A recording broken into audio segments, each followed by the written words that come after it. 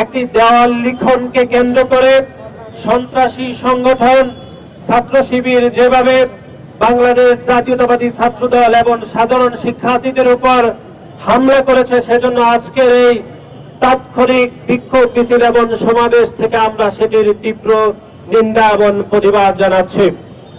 আমরা বাংলাদেশ জাতীয়তাবাদী ছাত্রদল সবসময় বিশ্বাস করে, বিশেষ করে 5 আগস্ট পদ্মা সেতু, মেট্রো রেল এবং এলিভেটেড এক্সপ্রেসওয়ে নির্মাণের গর্বিত অংশীদার বসুন্ধরা সিমেন্ট।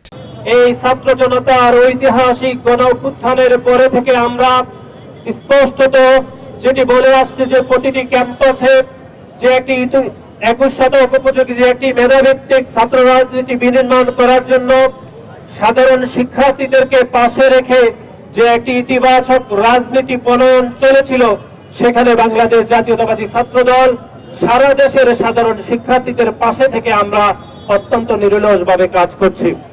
আপনাদেরকে আমরা মনে করে দিতে চাই যে দেওয়াল লিখনে যদি বাংলাদেশ জাতীয়তাবাদী ছাত্রদল ছাত্র শিবিরের যদি বিরুদ্ধে কোনো বাক্য যদি লিখেও থাকে, যদি তারা মনে করে, তাহলে তারা পাল্টা আরেকটি দেওয়াল লিখন লিখতে পারত।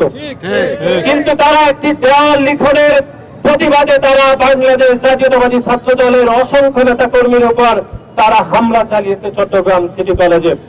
এ থেকে বোঝা যায় যে গত 2 বছর ধরে আমরা যেটি স্পষ্টভাবে বলতে চেয়েছি, যে সকল প্রতিষ্ঠানে অথবা যে সকল অঞ্চলে ছাত্র শিবির একটু তুলনামূলকভাবে শক্তিশালী, সে সকল অঞ্চলে তারা কিরকম সন্ত্রাসের বীজ বপন করে, সেটি আজকে আমরা চট্টগ্রাম সিটি কলেজে লক্ষ্য করলাম।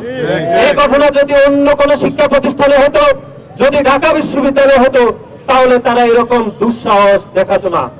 আমরা লক্ষ্য করেছি এই 5 তারিখের পরে বাংলাদেশে যতগুলো বিচ্ছিন্ন ঘটনা ছাত্র শিবির ঘটিয়েছে, তার প্রায় 80 থেকে 85% সবগুলি চট্টগ্রাম অঞ্চলে তারা করেছে।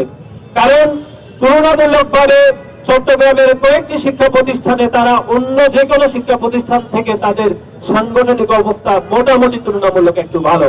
সেজন্য তারা সেখানে দখলদারিত্বের রাজনীতি, মুনাফেকের রাজনীতি, সন্ত্রাসের রাজনীতি এবং তারা কেরারের যে রাজনীতি, সেটি চলমান রেখেছে চট্টগ্রামের কয়েকটি শিক্ষা প্রতিষ্ঠানে।